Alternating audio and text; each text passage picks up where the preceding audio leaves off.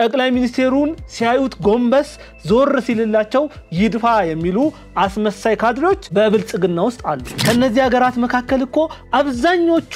ድምጽን በድምጽ የመሻር መብት ያላቸው ሀገራት ናቸው በህዝብ ተወካዮች ምክር ቤት ይሄንን ሐሳብ ያነሳ በነጋታው እስር ቤት ይገባ ነበር በእያንዳንዱ እርምጃ በእያንዳንዱ ሞመንት ሲበላም ሲጠጣም ሲራመድም ሲተኛም ሲንቀሳቀስም ጠብቀን ጥላቻችንን መናገር አስፈላጊ አይደለም ግብጽና እስራኤል ለጦርነት የሚፈልጉ ሀገራት ናቸው በዚህ ፌስቡክ ላይ በለቀቀው ፖስት የራስ ደጋፊዎች ሁሉ ያፍራሉ ይሸማቀቃሉ በጣም እርግጠኛው ነኝ ህልም አይከለከልም አሁን ይሄንንም ብሔራዊ ጥቅም ነው ብሎ የሚጃጃል የብልጽግና ደነዝ አይጣፋም ጠቅላይ ሚኒስቴሩ ዶክተር አብይ አህመድም ሆነ የብልጽግና ፓርቲ ሰዎች በሚሰሩት አንዳንድ ስራዎች በየዕለቱ እየተበሳጨ የምትሄድ ከሆነ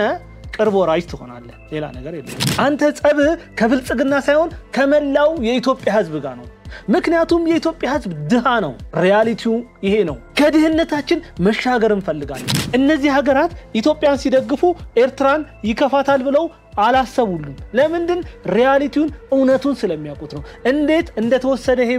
መሬት ስለሚያውቁት ነው እስራኤል በመካከለኛው ምስራቅ ላይ ያላትን ተጽዕኖ በሌላው ዓለም ላይ ያላትን ተጽዕኖ በደንብ እናቃለን ይህች ሀገር እኮ ከኤርትራ ጎን አይደለም የሚቆመችው ከኢትዮጵያ ጎን የሚቆመችው የቱ ጋር ነው ዲፕሎማሲያዊ ክስረት ሲራመድ ግርማው እንደ ወንድ አንበሳ ያስፈራል ኢትዮጵያን ዝቅ ለማድረግ ኢትዮጵያን ለማዋረድ አይደለም እዛ ቦታ ላይ ቁጭ አለ በሽንፈቱ ተደናግጦ ነው እንደዚህ ሆነው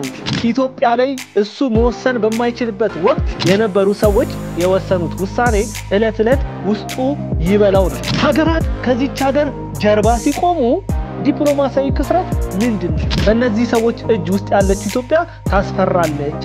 እኔ እውነቱን ልንገር በአንተ አእምሮ ውስጥ ያለችው ኢትዮጵያ ናት የምታስፈራው የኳታር መንግስት ወዲያውኑ በቅጽበት ለፕራይም ሚኒስትር ዶክተር አብይ አህመድና ለኢትዮጵያ ህዝብ ምስጋናቸውን አቅርበዋል የሆነ መንገዳገዶች የሆነ መሸራረፎች ሊኖሩ ይችላሉ በአዲሱ ዓመት አዲስ ነገር ብለናል ዲኤምሲ ሪል ስቴት ከዚህ በፊት ሆልድ ተደርገው የነበሩት የሞል ስታንዳርድ ንግድ ሱቆች ግራንድ ወለል ላይ ከ29 ካሬ ጀምሮ በተለያዩ የካሬ አማራጮች ለሽያጭ አቅርበዋል እንዲሁም የመኖሪያ አፓርትመንቶችን ከአንደኛ ፍሎር ጀምሮ ከባለ 1 እስከ ባለ 4 መኝታ በተጨማሪም ፔንታውሶችን በ10% ቅድመ ክፍያ 60% የባንክ ብድር አመቻችቶ እየጠበቃችሁ ነው ያስተውሉ ቅድሚያ ይመጣ ቅድሚያ ይስተናገዳል ለበለጠ መረጃ በ0998 31 7677 ላይ ይደውሉ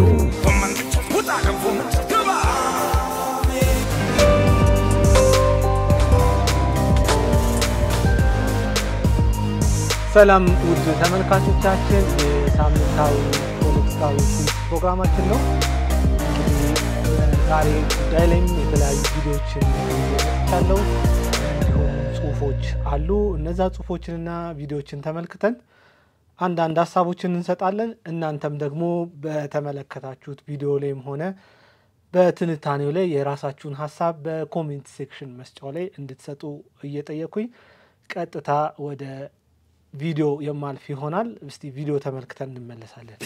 የፈጠሩ ያሉ ሀገራት እነሱ ኢንቨስት ያደርጋሉ ለኛ ደግሞ በጣም ሳይድ ኢፌክቱን አብልተው ይናገራሉ እሱ አይነት ቶት የሚቀበል አይነት ሰው አይደለሁም እኔ ኒውክሌር ለዓለም ህዝብ ጎጂ መሆኑን ካመኑ እነዚህ ቴክኖሎጂ ኦን ያርጉ 8 ሀገራት ማስወገድ አለባቸው እነሱ ጋር ሲሆን ጉዳት የሌለው እኛን ጋር ሲመጣ ጉዳት እንዳለው የሚነግሩን በሁሉም ረገድ ያለው ነው አንተ አይመለከትም አይገባህም ነው እንጂ የጀመሩ ሀገራት ናቸው ይጻፉት የተናገሩት ምኑን ጉዳቱ ጎጂ ነው አታስቡት እነሱ ግን ሃይሊ ኢንቨስት እያደረጉ ነው ያን እንዳልከው ኢንትረስትም ስላለኝ በዚህ ምክንያት በእንደዚህ አይነት አታላይ ቋንቋዎች ብዙም ራሴ ማቆም አልፈልግም የሆነ ሆኖ ሳይድ ኢፌክት ይኖራል ዲስራፕቲቭ ስለሆነ በሰው ልጅ የዕለት ተዕለት ኑሮ ውስጥ ብዙ ሼክ የሚያደርገው ነገር አለ ያን ተምረን ሪስኩን ማኔጅ አድርገን ውጤቱን ተጠቀመታል ኢትዮጵያ የህዳሴን ግድብ የሚተካከል ለሰላማዊ ዓላማ ብቻ የሚውል የኒውክሌር ፕላንት በቅርቡ ስራ ትጀምራለች በቅርቡ ኢትዮጵያ የኒውክሌር ፕላንት ስራ ጀምራለሁ ብላ ማወጇ ይታወቃል አንዳንዶች ከኢነርጂ ጋር ብቻ አገናኝተው አይተውታል። በኒውክሌር ቴክኖሎጂ ላይ ኢትዮጵያ መስራት ስትጀምር የሕክምና ሳይንስ ያድጋል፣ ፕሪሲሽን ፋርሚንግ ያድጋል፣ የውሃ አጠቃቀም ያድጋል። አሁን የምናወጣቸው ተማሪዎች የሚመራመሩበት፣ የሚሰሩበት፣ የሚያድጉበት፣ የሚወዳደሩበት አቅም ይገነባሉ። ኢነርጂ ብቻ አይደለም። ራሽያ የዛሬ 80 ዓመት ያሳካችውን የኒውክሌር ኢነርጂ ኢትዮጵያ ዛሬ መከወን ፈልጋለሁ ስትል የሚጠራጠር ኢትዮጵያዊ እውን አለ ብሎ መውሰድ ይቻላል? ህሊና ያለው ሰው የዛሬ 80 ዓመት የተሞከረና የተሳካን ነገር ዛሬ ለመጀመር እንዴት ድፍረት ያጣል? ኢትዮጵያ ትችላለች፣ ትጀምራለች፣ ትጨርሳለች። እንግዲህ ቪዲዮውን እንደተመለከታችሁት ነው። ይሄንን ቪዲዮ ጠቅላይ ሚኒስትር ዶክተር አብይ አህመድ ከ5 ዓመት በፊት የተናገረው ነው። ይህ ሰው ለገባው ቃል ታማኝ ነው። የተናገረውን ሳይፈጽም ውሎ አድሮ አይተኛም። ያሰበውን ለማድረግ ያቀደውን ለማከናወን የማይቆፍረው ጉድጓድ የለም። የኢትዮጵያ ማደግ ለእሱ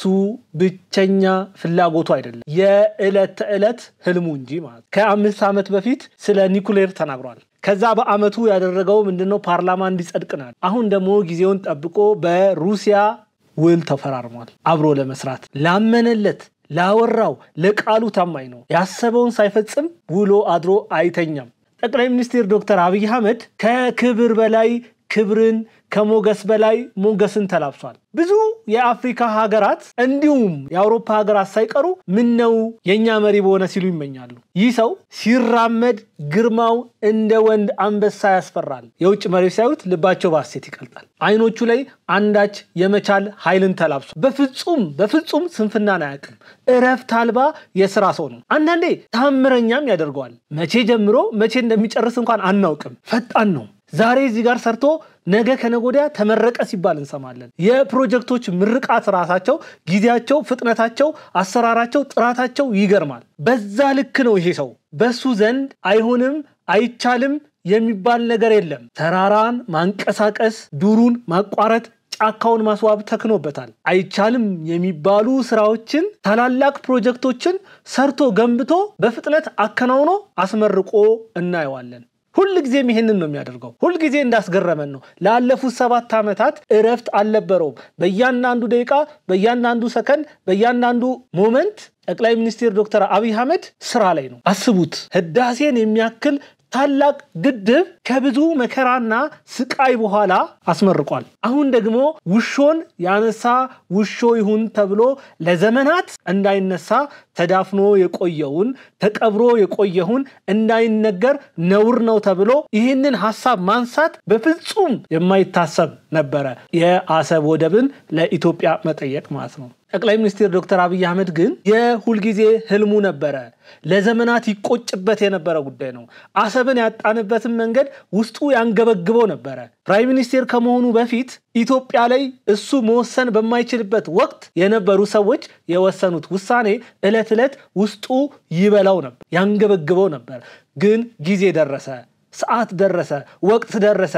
እያንዳንዷ ደቂቃ ተቀይራ ዛሬ እሱ የሚወስንበት ደረጃ ላይ ሲደርስ ያ ውስጡ ሲበላው የነበረውን ጥያቄ ወደፊት አመጣው። የዓለም ታላላቅ ሀያላን ሀገሮች ከጠቅላይ ሚኒስትር ዶክተር አብይ አህመድ ጥያቄ ጎን ተሰለፉ። ትክክል ነው ያነሳው፣ ተገቢ ጥያቄ ነው። ያቺ 130 ሚሊዮን ህዝብ ያላት ሀገር ታፍና መሞት የለባትም፣ እኛም ካንተ ጎን ነን የሚል ሐሳብ እንዲነሳ አደረገ። በኢትዮጵያ ፓርላማ ውስጥ እኮ ይሄንን ሐሳብ ማንሳት እንደ ወንጀለኛ ያስቆጥር ነበር፣ እንደ ነገር ፈላጊ፣ እንደ ጸብ ጫሪ ያስቆጥር ነበር። በህዝብ ተወካዮች ምክር ቤት ይሄንን ሐሳብ ያነሳ በነጋታው እስር ቤት ይገባ ነበር። ላለፉት 30 ዓመታት እንዲህ አይነት ጥያቄ መጠየቅ ነውር ነው፣ ብልግና ነው፣ በፍጹም ማይታሰብ ነው። ኢትዮጵያ የሚገባትን እንዳትጠይቅ ተደርጋ ነበር። ይሄንን ፓርላማ ውስጥ ቁጭ ብሎ በሚያዳምጥበት ሰዓት ውስጡ ሰላም አልነበረውም፣ ደስታ አልነበረውም፣ እረፍት አልነበረውም፣ ይንገበገብ ነበር። ምክንያቱም ገና በትንሽነት እድሜው ነው እሱ ወደ በረሃ የወረደው። ወደ በረሃ የወረደበት ዋነኛው ምክንያት ኢትዮጵያ አንገብግባው ነው። የኢትዮጵያ ቁስል አሞት ነው። የኢትዮጵያ ህመም ተጋብቶበት ነው። ያቺ የታመመችዋን ኢትዮጵያ ሊያድን ቁስሏን ሊሽር ነበር ወደ በራ የወረደው በዱር በሸለቆ በወንዝ በአምባ በተራራዎቹ ላይ ሳይቀር እለት በሚጓዝበት ሰዓት ያቺ ትልቋ ኢትዮጵያ አንሳ ተቆራርጣ ተሸራርፋ ትንሽ ሆና አግንቷታል ውስጡ ህመም ነበረው ያንን ህመም ግን ሊሽር ጊዜ ደረሰ እንደመሸ አልቀረም ለኢትዮጵያ እያንዳንዷ ደቂቃ አሁን ብርሃን እየሆነች ነው ያ የመሸ ጊዜው አልፏል ያ የጨለማ ወቅቷ ጊዜ አልፏል አንዳንዴ ይህንን ሰው ፈጣሪ እንዴት ቢወደው ነው የነካ ሁሉ የሚባረክለት ብለን እስክናስብ ድረስ አዳዲስ ፕሮጀክቶች ተገንብተው ተጨርሰው ወዲያውኑ በፍጥነት ተጠናቀው እናያቸዋለን ጀምሮት ያልጨረሰው መሰረተ ድንጋይ ጥሎለት በፍጥነት ያላጠናቀቀው ፕሮጀክት የለም ምን አይነት መታደል ነው ላለፉት 130 ዓመታት ተሰርታ ያልተጠናቀቀችውን ያቺ ጨለማዋን አዲስ አበባ በ2 ዓመት ውስጥ ከሲኦልነት ወደ ገነት ቀይሯታል ብዙዎች ወደ ኢትዮጵያ ከመምጣታቸው በፊት ስለ ኢትዮጵያ ያላቸው ግምትና ኢትዮጵያ ከመጡ በኋላ አዲስ አበባን ተዟዙሮ ሲያዩ የሚኖራቸው ኢምፕሊኬሽን ይቀየራል ምክንያቱም ይቺ ከተማ የሚመጥናትን መሪ አግኝታለች ብዙ ታላላቅ መሪዎች ወደ አዲስ አበባ መጥተው በአዲስ አበባ መለወጥ ተገርመው የኮሪደር ልማትን በሀገራቸው ለመስራት ከጠቅላይ ሚኒስትር ዶክተር አብይ አህመድ ልምድ ወስደው ሄደዋል ልምድ የምንሰጥ ሀገር ሆነናል አስቡት አሁን ደግሞ የአዲስ አበባን ታሪክ እንደቀየረው የኢትዮጵያን ታሪክ ለመቀየር ከሚሄድባቸው መንገዶች አንደኛው የሆነው የኒውክሌር ማብላላት ነው ይህንን እቅድ የዛሬ 5 ዓመት ተናግሮት ነበር መስራት እንደሚፈልግ ይሁን እንጂ እንደነመሳይ መኮንን አይነቶቹ ምን አሉ በዚህ ጉዳይ ላይ እስቲ እሱን እንመልከት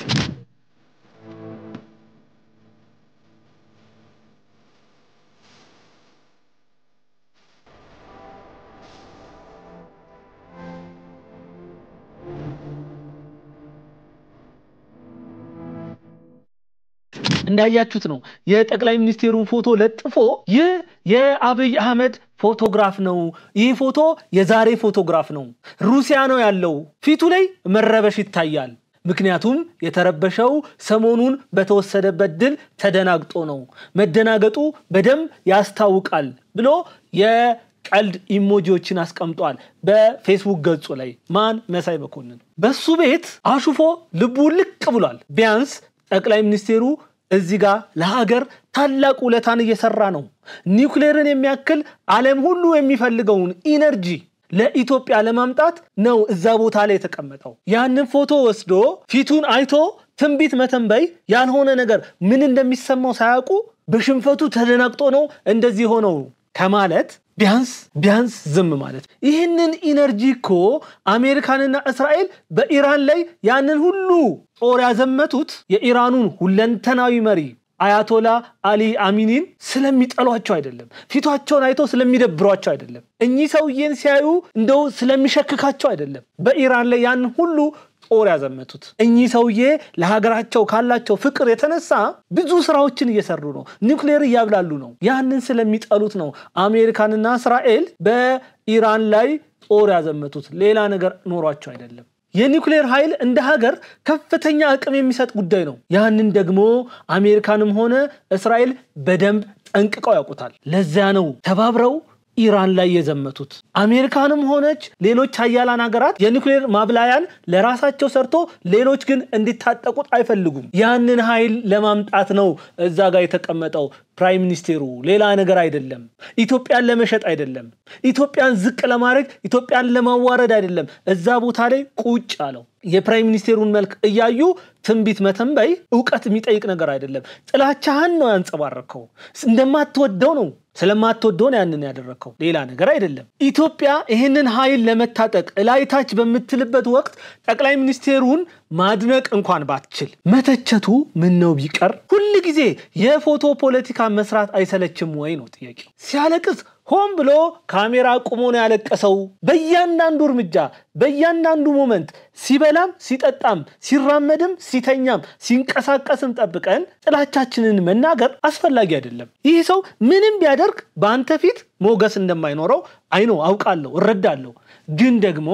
ቢያንስ እዛ ጋር ሲቀመጥ የኢትዮጵያን ክብር ይዞ ነው የተቀመጠው እንደው ኒኩሌር ኢትዮጵያ መገንባቷ ሊያስገርመን አይገባም ወይ ሊያስደንቀን አይገባም ወይ ኢትዮጵያን የእውነት የምንወዳት ከሆነ በዛ ልክ እኮ ሊያስደስተን ይገባል እንደው ደስታችንን ከውስጣችን አውጥተን መናገር ለጠቅላይ ሚኒስትሩ ካለን ጥላቻ አንፃር ተገቢ ነው ብለን እንኳን ባናስብ ዝም ማለት እረፍት መስጠት ጥሩ ነው በጣም እርግጠኛው ነኝ የምናገረው በዚህ ፌስቡክ ላይ በለቀቀው ፖስት የራስ ደጋፊዎች ሁሉ ያፍራሉ ይሸማቀቃሉ በጣም እርግጠኛው ነኝ የምነግረው መተቸትም ከሆነ በሐሳብ መተቸት ኒኩሌር ኢትዮጵያ አያስፈልጋትም ነው ምንድነው ይሄንን ለመጠቀም ይፈልከው ለምንድነው አንዳንዴ ለሁሉም ነገር ንፉግ መሆን አያስፈልግም ጥላቻም ልክና ለከስ ይኖረው ደስ ይላል እርግጠኛ ነኝ ኢትዮጵያ እየሄደችበት ባለችው በዚህ መንገድ ላይ መሳይ መኮንን በዚህ ትችት ደጋፊዎች ሳይቀሩ ይታዘቡካል እውነት እንናገር ከተባለ አንተ እንደምትለው አብይ ለኢትዮጵያ የማይመጥን መሪ እንኳን ቢሆን ይዞት የመጣው ሐሳብ ግን ገዢ ሊሆን ይገባል አብይ በአንተ እይታ ለኢትዮጵያ ባይመጥንም ቅሉ ማለት ነው የማይመጥነው አንተ እንጂ እሱ አይደለም ግን ይሄ ያንተ ሐሳብ ነው በግድ ከአእምሮ ውስጥ ጎትቶ ማውጣት አይቻልም በግድ አብይ ይችላል ብዬ አንተን ማሳመን አይጠበቅብኝም የሰው ልጅ የፈለገውን ማመን ማሰብ ይችላል ግን ደግሞ በሐሳብ ከሆነ የምንከራከረው የእውነት ከአብይ ጀርባ ስላለችው ኢትዮጵያ ከሆነ የምናስበው ጠቅላይ ሚኒስትር ዶክተር አብይ አህመድ ከረንትሊ እየሰራለው ስራ ከማንም በላይ ሊያስመሰግነው የሚገባ ነው ኢትዮጵያ ወደብ ስታገኝ ታላቁ ዳሴ ግድብን ስትመርቅ ኒኩሌር ስትገነባ ደስ የማይል ከሆነ አንተ ጸብ ከአብይ ሳይሆን ከኢትዮጵያ ነው አንተ ጸብ ከብልጽግና ሳይሆን ከመላው የኢትዮጵያ ህዝብ ጋር ነው ምክንያቱም የኢትዮጵያ ህዝብ ድሃ ነው ሪያሊቲው ይሄ ነው ከድህነታችን መሻገር እንፈልጋለን በድህነታችን ውስጥ መኖር አንፈልግም ነገ የተሻለ እንዲሆን እንፈልጋለን ልጆቻችን ከኛ የተሻለ ኑሮ እንዲኖራቸው እናስባለን ስለዚህ ለነገዋ ኢትዮጵያ ዛሬ ላይ ጎንበስ ብለን እየሰራን ያለን ከቻልክ አግዘን ካልቻልክ ዝም በለን እንቅፋት በመሆን ስራዎች እንዳይሰሩ ሰዎችን በማስተባበር በፌስቡክ እና በዩቲዩብ አላቶችን በኢትዮጵያ ላይ አታፍራ ነገ ከነጎዲያ ታፍርበታለህ እርግጠኛው ነኝ እናገራለሁ አብይ ሰው ነው ያልፋል ኢትዮጵያ ግን መቼም አታልፍም እኔም አንተም ሁላችንም እዚህ ምድር ላይ ዘላለማዊ ኗሪ አይደለንም ኢትዮጵያ ከኛ በፊት ነበረች ከኛ በኋላም ትኖራለች ስለዚህ የኔ ሐሳብ ተደማጭ አልሆነም ኦኬ አልሆነም ምን ችግር አለው የሆነ ድምጽ በልጦኛል ከዚህ ድምጽ የተሻለ ድምጽ ይዤ መምጣት ነው የተሻለ ሐሳብ ይዤ መምጣት የዛኔ ማንንም ሰው ተቸክሎ አይቀርም የሆነ ቦታ ላይ የተሻለ ሐሳብ ካመጣ ወደ አንተ ይገለበጣል ግን መሳደብ መራገም ጥላቻን ብቻ መዝራት ኢትዮጵያን ካለ መውደድ የሚመጣ ነው ይሄንን በደንብ ተረዳ አይኖ ሁሉም ነገር ይገባኛል ጥላቻክ አውሮካል ጎበዝነቱን መመስከር አትፈልግም አትችልም አፍን ይተናነቃል ያንን ለማድረግ አብይ ሲባል ላንተ የሚታይ ስድብ ጥላቻ እርግማን ብቻ ነው አብይ ሲባል የተሻለ ኢትዮጵያን የሚሰራ ሰው ተደርጎ በአንተ አእምሮ ውስጥ አልተሳለም ያንን ለማወቅ አልታደልክም ግን ቢያንስ ይስራበት ይሰውዬ እንቅፋት አትሁንበት እየሰራ ያለው ለትውልድ ስለሆነ ሁሉ ጊዜም ሰሜን ኮሪያን ስናስብ አሜሪካንን ስናስብ ሩሲያን ስናስብ ፓኪስታንን ስናስብ ጣሊያንን ስናስብ የተለያዩ ታላላቅ አገራትን ስናስብ የምንቀናው እኮ በምናቸውም አይደለም የምንቀናው እኮ ሀብታም ስለሆኑ እኮ ነው የምንቀናው እኮ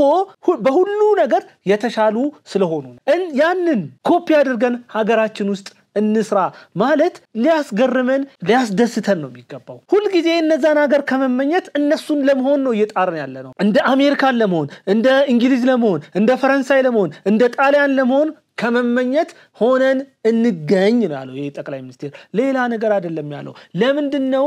አብረሃው መቆም የከበደ ኦኬ እሺ አብረሃት ትቁም ተወው ይስራበት የብልጽግና መንግስት ለኢትዮጵያ እድገት ታች ላይ እያለ ይገኛል ይሁን እንጂ በጠቅላይ ሚኒስትሩ ልክ ያልተሰሩ በከንቲባዋ ልክ ያልተሰፉ በትናንትናው ማሊያቸው ዛሬም ሜዳ ላይ የሚገኙ መደመር ያልገባቸው አብዮታዊ ዲሞክራሲን የሚያቀነቅኑ አዲስ አበባ ሆነው አድዋን የሚመኙ በመላሳቸው የተደመሩ ከልባቸው ግን የተቀነሱ ከከተማዋ ውበት ይልቅ የኪሳቸው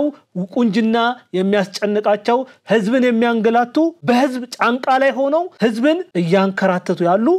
ቀን ፓርላማ ለሊት ጫካ ሲዶልቱ የሚውሉ በመንግስት ቤት ጠላትን የሚሸኙ ጠቅላይ ሚኒስቴሩን ሲያዩት ጎንበስ ዞር ሲልላቸው ይድፋ የሚሉ አስመሳይ ካድሬዎች በብልጽግና ውስጥ አሉ እንደነዚህ አይነት ሰዎች ቀስ እየተባሉ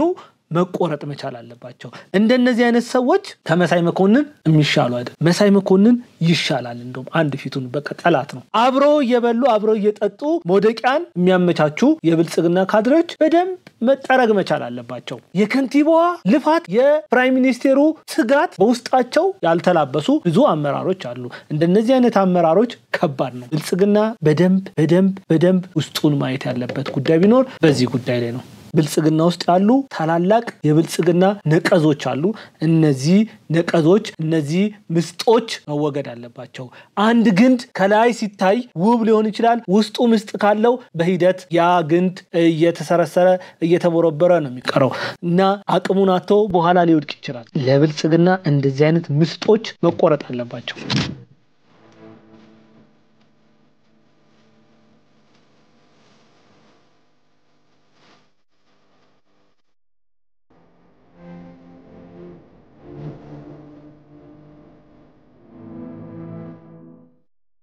ሌላ መሳይ መኮንን ያነሳው ሐሳብ የብልጽግና ፓርቲ ከፍተኛ አመራር የሆኑት የዶክተር ተስፋዬ በልጅጌን ፎቶ ለጥፈ በፌስቡክ ላይ ይህ ፎቶግራፍ ትክክለኛ ከሆነ የብልጽግና ሰዎች እብደት ከቁጥጥር ውጪ እየሆነ ነው ማለት ነው አልክ ከወደብም አልፎ ኤርትራን የመጠቅለል ህልም አላቸው ማለት ነው ብለህ ትጠይቃለህ በርግጥ ደግሞ ትላለህ ህልም አይከለከልም አሁን ይሄንንም ብሔራዊ ጥቅም ነው ብሎ የሚጃጃል የብልጽግና ደነዝ አይጠፋም መቼም እንዲህ በማድረጋቸው ብቻ በሀገሪቱ ላይ የሚያመጣውን የዲፕሎማሲያዊ ኪሳራ ቀላል የሚባል አይደለም አጀንዳ እየሰጡ የህዝብን ትኩረት ለማስቀየስ ከሆነ የጅል አካሄድ ነው በእነዚህ ሰዎች እጅ ውስጥ ያለችው ኢትዮጵያ ታስፈራለች አልክ እኔ እውነቱን ልንገር በአንተ አእምሮ ውስጥ ያለችው ኢትዮጵያ ናት የምታስፈራኝ በብልጽግና እጅ ያለችው ኢትዮጵያ አታስፈራም የሆነ መንገዳገዶች የሆነ መሸራረፎች ሊኖሩ ይችላሉ ምክንያቱም የዘመናት ጠላት አላት ሀገር እነዛ የዘመናት ጠላት አርፈው አይተኙላትም አይቀመጡላትም ስለዚህ በእያንዳንዱ ሞመንት ብዙ ችግሮች ሊኖሩ ይችላሉ እነዛን ችግሮች ብልጽግና የፈጠራቸው ሳይሆን የኢትዮጵያ ጠላቶች የሚፈጥሯቸው ናቸው እነዛን ችግሮች ደግሞ ለመሻገር ብልጽግና በየለቱ ራሱን እንደ ንስር እያደሰ በሐሳብ እየተለወጠ ከፍ እያለ ይገኛል ያ ማለት አሁንም በደንብ እንድትረዱኝ ፈልገው እኔ ብልጽግናን እያመለኩ ወይም ብልጽግና ትክክል ነው ብልጽግና ፍጹም ነው እያልኩ አይደለም ተናግሬያለሁ ቅድም ብልጽግና ውስጥ ብዙ ስተቶች አሉ ብልጽግና ውስጥ ብዙ መደረግ የለባቸውም እንዴት እነዚህን ያደርጋሉ ብለን የምናስባቸው ስተቶች ይኖራሉ ምክንያቱም እዛ ጋር የሚሰሩት ሰዎች ናቸው ማሽን እንኳን ይሳሳታል እዛ ጋር እግዚአብሔርኛ መላእክተኛ ይሰራል ስተቶችን ግን በሐሳብ እየነቀፉ መሄድ ምንም ማለት አይደለም እንግዲህ ይሄንን ሐሳብ አስቀምጠሃል በፌስቡክ ገጽህ ላይ ማለት ነው ይሄንን ሐሳብ ሳየው ምን ትዛለኝ መሰለ አንደኛ ፎቶን ምንልክ ትክክለኛ ከሆነ የሚል ጥያቄ አነሳ ትክክለኛ ከሆነ ብለ መጠየቅ አይገባህም ምክንያቱም እንደ ጋዜጠኛ ትክክለኛ ነው ትክክለኛ አይደለም ብለ ማጣራት ነበር የሚቀድመው ያንን ካጣራ በኋላ ነው ሐሳብ ለመስጠትም የሚገባ ማለት ነው እንደ ጋዜጠኛ ያንን አይደለም ያደረከው ኦኬ እንደ ሰው ደግሞ ማለት ኖርማል ጋዜጠኛ እንዳልሆነ እንደ ባለሙያ እንዳልሆነ ዝም ብሎ ሐሳቡ እንደሚገልጸው ሰው ብለን እናስብና እንግዲህ እዛ ጋር እንደ ጋዜጠኛ ያንን ማድረግ ይተበቅብህ ነበር ግን የሰጠው ሐሳብ እንደ ጋዜጠኛ አይደለም ብዬ ላስብና ወደ መልሴሊ የብልጽግና ፓርቲ አባላት እብዶች ናቸው ብለሃል መሳደብ በራሱ ተገቢ ነው ያላስብም ግን ያው መሳደብ ላንተ የተሰጠ ነው ያው ስትሳደብ ስለምትውል ማለት ነው ከዛ የብልጽግና ደጋፊዎች ደነዝ ናቸው ብለ ደግሞ ተሳድባል ያው ምንም ማድረግ አይቻልም ካንተ ጋር መከራከር በዚህ ጉዳይ ላይ አስፈላጊ አይደለም ያው ተሳዳቢ ስለሆንክ ማለት ነው ግን በዚህ ሁሉ ንግግር ውስጥ የገባኝ አንድ ነገር ነው በጣም መብሸቅን መናደድህን በየለቱ የሚደረገው ነገር እለት ያበሳጨ እንደሆነ ተረድቻለሁ ጠቅላይ ሚኒስቴሩ ዶክተር አብይ አህመድም ሆነ የብልጽግና ፓርቲ ሰዎች በሚሰሩት አንዳንድ ስራዎች በየእለቱ እየተበሳጨ የምትሄድ ከሆነ ቅርብ ወራጅ ትሆናለህ ሌላ ነገር የለውም ምክንያቱም ወደቡም ወደ ኢትዮጵያ መምጣቱ አይቀርም ምንም ብትጠላው ማለት ነው ጊዜ ይፈጃል ነገሮች ይረዝማሉ ግን ኢትዮጵያ የፈለገችበት ቦታ ትደርሳለች ያኔ አንተም ካለ ተቃጥለህ ትሞታለህ ማለት ነው ሌላ ነገር የለም ከዚህ ዘለለ የተናገርከው ነገር ዲፕሎማሲያዊ ክስረት ነው ይሄ ፎቶ ብለሃል ኦኬ ምንድነው ዲፕሎማሲያዊ ክስረት እስቲ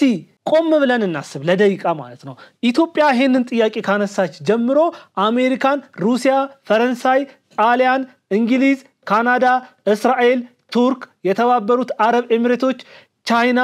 ቤላሩስ ኡጋንዳ የመሳሰሉት ሀገራት በአሰብ ጉዳይ ላይ ከኢትዮጵያ ጎን ቆመዋል ኢትዮጵያ ይሄንን ወደ ማግኘት አለባት ሲሉ አፋቸው ሞልተው ተናግረዋል ከነዚህ ሀገራት መካከል እኮ አብዛኞቹ ድምጽን በድምጽ የመሻር መብት ያላቸው ሀገራት ናቸው ምኑ ነው ዲፕሎማሲያዊ ክስረት እነዚህ ሀገራት ራሱ እኮ ደግፈውታል ማለት ነው ኢትዮጵያ ፖርት ማግኘት አለባት ብለዋል ስለዚህ ምንድነው ይሄንን ፎቶ ይዞ መነሳት ዊሽ ማድረግ እኔ ያ ፎቶ ነው አይደለም ብለሃል እርግጠኛ አይደለም አንተ ራስህ ማለት ነው ግን በዛ ፎቶ ላይ ያለው የአሰብን ቦታ ኢትዮጵያ ካርታ ላይ ነው ተካታ ያለችው ማለት ነው ያንን ዊሽ ነው የተደረገው ምንድነው ዲፕሎማሲያዊ ክስረት ኦሬዲ እኮ እነዚህ ሀገራት እኮ ከኢትዮጵያ ጎን ቆመዋል እኮ ከኤርትራ ጎን አይደሉም ያሉ እነዚህ ሀገራት ኢትዮጵያን ሲደግፉ ኤርትራን ይከፋታል ብለው አላሰቡልም ለምንድን ሪያሊቲውን እውነቱን ስለሚያውቁት ነው እንዴት እንደተወሰደ ይሄ መሬት ስለሚያውቁት ነው ምክንያቱም በዚህ ወደብ አወሳሰድ ላይ ትናንትና የተሰራውን ሸፍጥ ብዙዎች ያውቁታል ሪያሊቲው ያስነውና የኢትዮጵያን አጠቃላይ ያለፉት በርካታ ዓመታት ታሪክ ሲታይ ኢትዮጵያ ከዚህ ወደብ ተለይታ አታውቅም ኢቭን ኤርትራ ራሱኮ ፓርት ኦፍ ኢትዮጵያ ነበረች ትናንትና አባቶቻችን በዛ መሬት ላይ ሞተዋል ራሳቸውን ከፍለዋል ስለዚህ ምንም አይነት ዲፕሎማሲያዊ ክስረት የለውም አንዳንዴ ሰዎች ስለሚሰሙን ብቻ ዝም ብሎ መናገር የለብንም አፋችን ላይ የመጣውን ብቻ መናገሩ ተገቢ አይደለም ከነዚህ ሀገራት መካከል አሜሪካን ሩሲያ ፈረንሳይ ጣሊያን እንግሊዝ ካናዳ የሚባሉት ሀገራት እኮ G7 ሀገር ውስጥ የሚካተቱ ታላላቅ ሀገሮች ናቸው ያ ብቻ እኮ አይደለም ቱርክና ሩሲያ ደግሞ G20 ከሚባሉ ሀገራት ውስጥ የሚካተቱ ናቸው እነዚህ ሀገራት ናቸው ኢትዮጵያ አሰብ ይገባታል ያሉት ፕራይም ሚኒስቴሩ ይሄን ሐሳብ አነሳበት ወቅት ከፕራይም ሚኒስቴሩ ጎን የቆሙት ማለት ነው ከነዚህ ውጪ ደግሞ እስራኤልን ስንመለከት ምን ያክል በአለም ላይ ተጽዕኖ እንዳላት የምናውቀው ነው እስራኤል በመካከለኛው ምስራቅ ላይ ያላትን ተጽዕኖ በሌላው ዓለም ላይ ያላትን ተጽዕኖ በደንብ እናቃለን ይቺ ሀገር እኮ ከኤርትራ ጎን አይደለም የሚቆመችው ከኢትዮጵያ ጎን ነው የቆመችው የቱ ጋር ነው ዲፕሎማሲያዊ ክስረት ቀጥሎ ደግሞ የተባበሩት አረብ ኤሚሬቶችን እንይ ይቺ ሀገር እኮ አሁን ላይ ባላት ሁኔታ በኢኮኖሚዋ ጠንካራ ሀገር ናት ጡንቻዋን ያፈረጠመች የመጣች ሀገር ናት ይቺ ሀገር እኮ ከኢትዮጵያ ጎን እንጂ ከኤርትራ ጎን አልቆመችም እነዚህ አጠቃላይ ሀገራት እንዲሁ ተራ ሀገራት አይደሉም እንዲሁ ዝም ብለው ለማለት ብቻ የሚሉት አይደሉም አንዴ ከተናገሩ በኋላ ምን ማድረግ እንደሚችሉ እምናቃቸው ሀገራት ናቸው እነዚህ ሀገራት ከኢትዮጵያ ጎን ቆሞ ዲፕሎማሲያዊ ክስረት ነው ብሎ ማውራት እንደው ይሄንን ታሪክ ለማያውቁ ሰዎች ሊያሳምን ይችል ይሆናል ግን ታሪኩን ፕሮፐርሊ ለሚያውቁ እለት ሐሳብ መረጃ የሚለዋወጡ ሰዎች ግን አንተ የምትለው ተራ ነገር እንደሆነ በደንብ ይገባቸዋል ከዚህ ውጭ የመካከለኛው ምስራቅ ጂኦፖለቲካን በደንብ መረዳት ይጠይቃል ይህንን ጂኦፖለቲካ በደንብ ከተረዳን እስራኤልና ግብጽ ምን ያክል እንደሚጠላሉ ማሰብ አለብን ከረንትሊ ባለው የፖለቲካ ሲቹዌሽን ግብጽና እስራኤል ለጦርነት የሚፈላለጉ ሀገራት ናቸው ግብጽ በአረብ ሀገራት ተገፍታለች አሁን ላይ እስራኤል ደግሞ መካከለኛው ምስራቅ ላይ ኃይሏን በደንብ ማደራጀት ትፈልጋለች ለዛም ነው በተለያዩ ሀገራቶች ላይ በየጊዜው ተኩሶችን የምትተኩሰው ግብጽ በሲና በረሃ በሚገኘው ቦታ ላይ ወታደሮቿን ያሰፈረች ትገኛለች የእስራኤልና የግብጽ ወደ ጦርነት ቢገቡ ምን ሊፈጠር ይችላል ይሄንን ኮንሲኩዌንስ በደንብ ማየት አለብን ሁለቱ ሀገራት ወደ ጦርነት ቢገቡ አሜሪካን ከማን ጋር ትቆማ አሜሪካን ለረጅም ዓመታት ከአፍሪካ አህጉር ለግብጽ ስትደግፍ የኖረችና ግን በዚህ ጦርነት እርግጠኛ ሆኜ የምናገረው የምትደግፈው የኔታናውን አገር እስራኤልን ነው ምክንያቱም ትራምፕና ኔታናው ምን አይነት ቁርኝት እንዳላቸው በደንብ እናውቃለን የተቀረው ዓለም ፓለስታይን ሀገር ሆና እውቅና ሲሰጧት አሜሪካን ግን ከእስራኤል ጎን ነው የቆመችው ስለዚህ እቺ ግብጽ የኢትዮጵያ ጠላት ናት ሁለቱ ሀገራት ወደ ጦርነት ቢገቡ አሜሪካን ከእስራኤል ጎን ትቆማለች ያ ማለት እስራኤል ከኢትዮጵያ ጎን ቆማለች አሜሪካንም ከኢትዮጵያ ጎን ቆማለች ይሄ ማለት በመካከለኛው ምስራቅ ላይ የሚፈጠረው ይሄ ጦርነት ለኢትዮጵያ ጥቅም ይዞ ይመጣል ማለት ነው ዲፕሎማሲያዊ ክስረት ምንድነው ነው ሌላ ግብጽ እኮ 20 ሺህ ወታደሮችን ለማሰማራት ያሰበችበት የአረብ ሀገራት ኔቶ የአረብ ሊግ ኔቶ እንዲመሰረት ፈልጋ ነበር አይሆንም ያሏት እኮ ኳታርና የተባበሩት አረብ ኤሚሬቶች ናቸው ግብጽን አፍንጫሽን ላሽን አሏት አሁን እቺ የተባበሩት አረብ ኤሚሬቶችና ኳታር ግብጽን ገሸሽ አድርገዋታል ግብጽ ብቻ ተነጥላ ነው ያለችው እቺ የተነጠለች ሀገር የኢትዮጵያ ጠላት ናት እቺ ሀገር ኤርትራን ሶማሊያን ጅቡቲን ከኢትዮጵያ በማስገንጠል ውስጥ ትልቅ ስራ የሰራች ሀገር ናት ሀገራት ከዚህች ሀገር ጀርባ ሲቆሙ ዲፕሎማሲያዊ ክስረት ምንድነው ተመልከቱ በደንብ ላስረዳችሁ አሁን ግብጽን ኳታርና የተባበሩት አረብ ኤሚሬቶች ገፍተዋታል አሁን የተባበሩት አረብ ኤሚሬቶችን እንይስቲ ጠቅላይ ሚኒስትር ዶክተር አብይ አህመድ ወደ ስልጣን በመጣበት ሰዓት የኢትዮጵያ ካዝና ባዶ በነበረበት ሰዓት አለውል ብላ እጇን የዘረጋችው እቺ የተባበሩት አረብ ኤሚሬት ናት ያ ማለት ኢንዳይሬክትሊ ሳይሆን በቀጥታ እቺ ሀገር የኢትዮጵያ ደጋፊ ናት ለፕራይም ሚኒስተር ዶክተር አብይ አህመድ ከፍተኛ ፍቅር ያላት ሀገር ናት ስለዚህ ግብጽን ስትገፋ ግብጽ የኢትዮጵያ ጠላት ናት የሆነ ነገር ቢፈጠር የተባበሩት አረብ ኤሚሬቶች ከኢትዮጵያ ጋር የመቆም ፍላጎት አላት ለዛም ነው አሰብ ይገባታል ያለች ኳታርን እንመልከት እስራኤል በኳታር ላይ እርምጃ ስትወስድ ፕራይም ሚኒስተር ዶክተር አብይ አህመድ ለኳታር ህዝብ ድጋፋቸውን አሳይቷል የኳታር መንግስት ወዲያውኑ በቅስፈት ለፕራይም ሚኒስተር ዶክተር አብይ አህመድና ለኢትዮጵያ ህዝብ ምስጋናቸውን አቅርበዋል እቺ ኳታር ደግሞ ግብጽን ገፍታታለች መካከለኛው ምስራቅ አካባቢ ያለው ፖለቲካ ለኢትዮጵያ ያደላ ነው አሁን ላይ ማለት ስለዚህ እነዚህ ሀገራት በሙሉ ለኢትዮጵያ ቆመው ዲፕሎማሲያዊ ክስረት ነው ብሎ ማውራት የአካባቢውን ፖለቲካ ካለመረዳት የመጣ ነው ብዬ እንዳስብ እየተገደድኩ ነው ምናልባት በዛ ልክ ተወርዳለህ ብዬ አላስብም ታውቃለህ ሁሉም ነገር ግን አይናችሁን ጨፍናችሁ ላሞኛችሁ ካልሆነ በስተቀር ማለት ነው ኢትዮጵያ ምንም አይነት የዲፕሎማሲያዊ ክስረት አያጋጥማትም እንደ ሀገር ኢትዮጵያ በጦርነት ጊዜ ማሳለፍ አለባት ብዬ አላምንም ጦርነት ለኢትዮጵያ ይጠቅማታልን ብዬ አላስብም ግን ኤርትራውያን እህት ወንድሞቻችን የኤርትራ መሪዎች ከፕራይም ሚኒስተር ዶክተር አብይ አህመድ ጋር ቢነጋገሩና አሰብ ወደብን በጋራ የሚጠቀሙበት ነገር ቢፈጠር ያ በጣም የተሻለ ነው ያ ደግሞ ይመጣል ብዬ ተስፋ አደርጋለሁ ካልሆነ ግን አማራጭ ከሌለ ግን 130 ሚሊዮን ህዝብ ታሽጎ መኖር የለበትም እና እንዳንተ አይነቱ ነገሮችን እያምታታ መኖር የሚፈልግ ሰው ከዚች ሀገር ላይ መወገድ አለበት እንዳንተ አይነት ሐሳቢያ ያላቸው ሰዎች ቢቻል አሁንም ጊዜው አረፈደም ፕራይም ሚኒስተር ዶክተር አብይ አህመድን ባትደግፉም እነዚህ ትልልቅ ፕሮጀክቶችን ግን በመደገፍ ሀገራችሁን ለመደገፍ ሞክሩ ይሄንን ነው ማለት እንፈልገው